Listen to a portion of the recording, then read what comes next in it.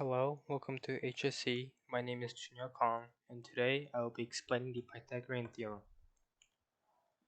To start off, what is the Pythagorean Theorem? The theorem states that in any right triangle, the sum of the squares of the lengths of legs is equivalent to the square of the lengths of the hypotenuse. In an algebraic equation, it is represented as a squared plus b squared equals c squared. A and b represents the legs, and c represents the hypotenuse. In this theorem, lengths are relative, meaning that it can be any units like centimeters, meters, inches, and etc. The conditionals of the theorem is that the polygon has to be a working triangle, meaning that the sum of the two sides has to be greater than the value of the last side. Also, the most important part, the triangle has to have a 90-degree angle, in other words, be a right triangle, in order for the theorem to work.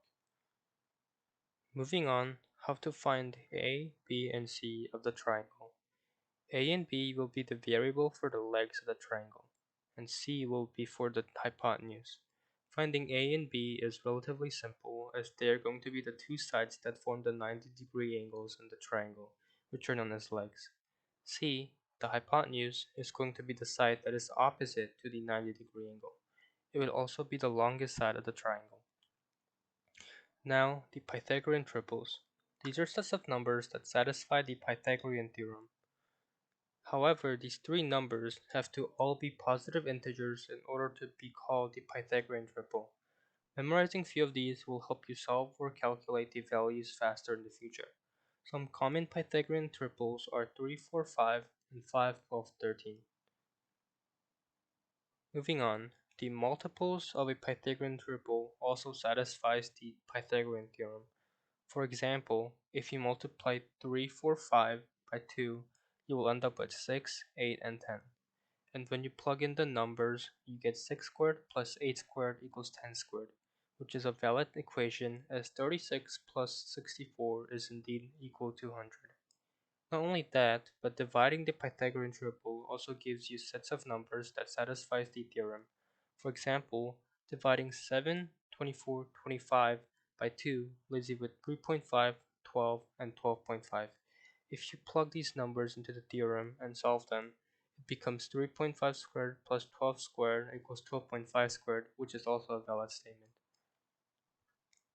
Here I will show you how the triples satisfies the theorem. I will be using 3, 4, and 5 for this explanation. First of all, we know that 3, 4, 5 are all positive integers. Now let's plug in the numbers into the equation. A squared plus b squared equals c squared. We know that 3 squared equals 9 and 4 squared is 16. If we add 9 and 16, it will be 25. And since 5 squared is 25, we're able to state that 3, 4, 5 are Pythagorean triples as well as that it satisfies the theorem. Now I will show you how the theorem works through the arithmetic and geometric relationship. We will start off with the side with the value of 4, which we'll call side A. When we square the side in arithmetic, 4 squared means 4 times 4, which is 16. And the geometric equivalent of squaring 4 actually results in a square shape like it is shown in the image. That square shape will contain 16 units of squares. That squares represents the value of a squared in the theorem. Next, the side that is 3 units long will be called b. Using the same idea as prior, squaring 3 means 3 times 3, which is 9 in arithmetic form. The geometric equivalent will be a square with 3 unit squares on each side with a total of 9 units. This orange side will represent the b squared in the theorem. Finally, the hypotenuse, with the value of 5, will be called a c. Since it's 5 units long, it means 5 times 5 in arithmetic form, and is 25. And the geometric equivalent will be a square with 5 units long on each side with a total of 25 units. The blue will represent the c squared in the theorem. Now that we got all our variables represented in both arithmetic and geometric form, I will rearrange the squares to show how the Pythagorean theorem works.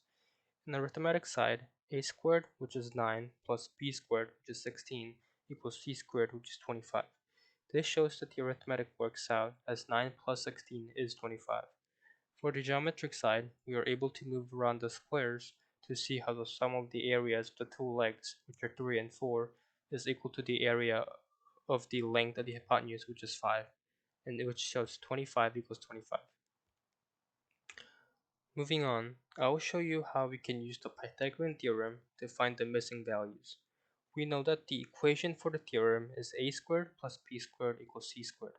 For this example, I will say that a is equal to 4 and b is equal to 8. And when we plug in the values into our equation, we get 16 plus 64, which is equal to c squared. If we simplify this, we get 80 is equal to c squared. Now, we square root both sides of the equation to remove the square for c. We then get c is equal to 4 root 5, which is around 8.95. Now, to check our work, we plug in the three sets of numbers back into the equation, and we see that it works out. Another example is finding the value of one side of the leg rather than the hypotenuse. Let's say that we need to find the value of a. We know that b is equal to 8 and c is equal to 12. If we plug in these numbers into our equation, we get a squared plus 8 squared equals 12 squared. If we simplify this equation, we get a squared plus 64 equals 144. Now we subtract 64 both sides in order to isolate the a squared. We will then get a squared is equal to 80. Now we do the same thing as last time, which is square rooting both sides. We then get a is equal to 4 root 5. We can check our work again by plugging the values back into the equation, and we will see that it is a valid statement once again. In summary, the Pythagorean theorem states that the sum of the squares of the lengths of the legs is equal to the square of the length of the hypotenuse. In order for the theorem to work, the triangle has to be a right triangle. Pythagorean triples helps us calculate the values of sides more efficiently. We are able to find the values of the missing sides if we know the values of two sides in a right triangle. Thank you for watching and see you next time.